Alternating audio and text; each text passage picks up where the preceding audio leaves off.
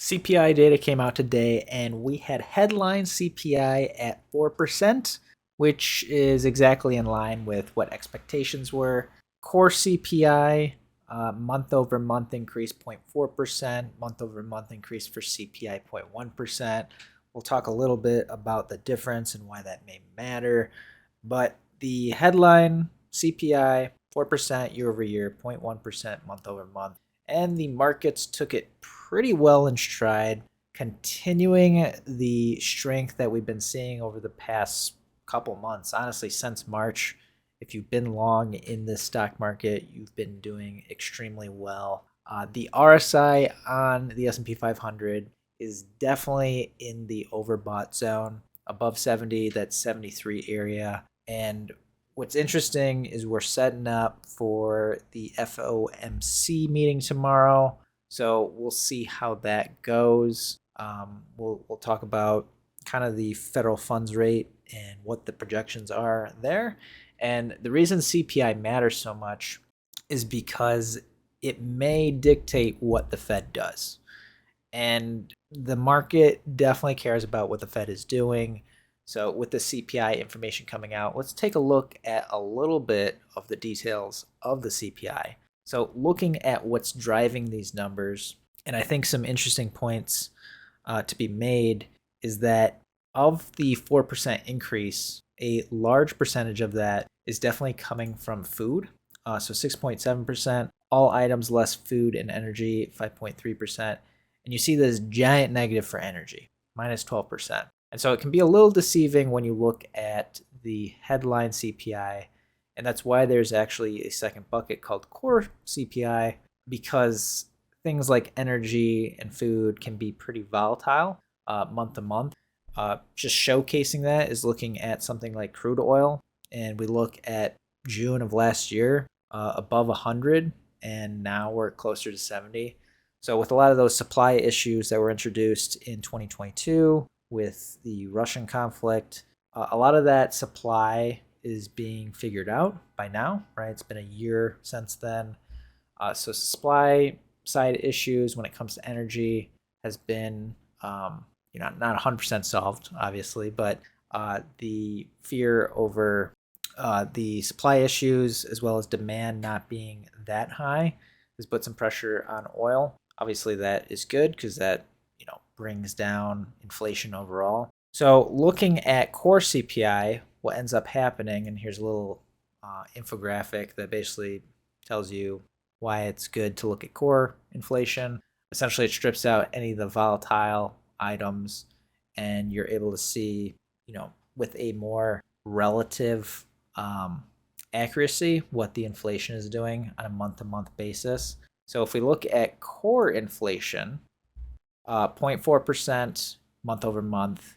Some of the big drivers here, shelter, you see used cars and trucks picking up for a little bit there. They're on the downswing, but back to 4.4% month over month. So the trend there has definitely been 0.4%. And the reason this may be important and what may be a little confusing is the headline CPI coming in at 0.1% month over month seems good. If you look at the core CPI, it's not as good, right? 0.4%, you annualize that.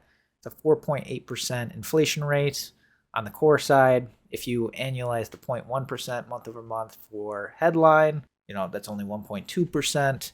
So there's a huge difference between the two. And the question is, what will the Fed be looking at? Switching over to what the Fed might do with all of this inflation data, I don't think it's probably going to change their decision for tomorrow's meeting, but it is interesting to see what the market is thinking will happen tomorrow.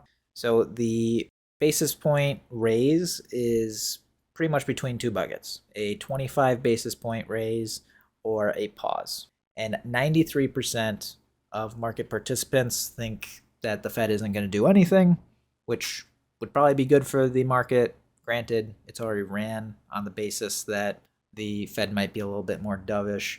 If we did have a surprise 25 basis point raise tomorrow, that would probably spell trouble for the market, as they would take that as definitely hawkish. What's interesting is if we go to the July meeting, there's already expectations that we actually would get a raise. So it's a 60% chance we would see a 25 basis point raise, 35% nothing would happen, and then there's a tiny 4% chance that you would get a larger 50 base point raise, if things stayed consistent here, or they could do 25, 25, but that's definitely not what the market thinks. The base assumption, pause in June and increase in July. And then what is also interesting is looking by the end of the year, kind of what the market thinks is going to happen. You can see there's pretty much a range between 450 and 550. So we're closer to kind of in the middle.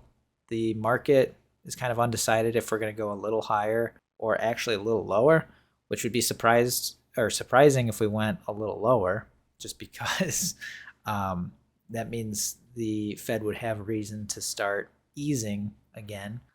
So I don't know if we're gonna go there, but that would be pretty dovish. Or I guess one situation where this actually starts to unwind and they ease is if some type of black swan event happened. Let's say the banking industry started getting whacked, or some type of or some part of the economy started collapsing. The rate decreases could actually be put on the table. I don't know. I don't have a crystal ball, unfortunately. Wish I did, but we'll see. And then the further out you go, July 2024, there's more of an expectation that rates would be lower. So that's also something interesting to see, just because with this run in the S&P 500, Qs, if the rates stay higher or they keep on increasing, and the expectation is that they were flat or they go down, it's probably not good for the market, as they would need to adjust for higher interest rates. That is definitely not being priced in right now. So it'll be interesting to see what Jerome Powell and the meeting brings tomorrow. So I definitely expect some volatility in the markets. There's always whipsaw action when Jerome opens his mouth. So I'll definitely be tuning in and excited to watch. Appreciate you guys watching. If you do enjoy my macro outlook on the markets, I have a weekly free newsletter, link in the bio below if you want to check that out. As always, appreciate you guys watching. Hit that like button, consider subscribing. Thanks guys, and I hope you have a great day.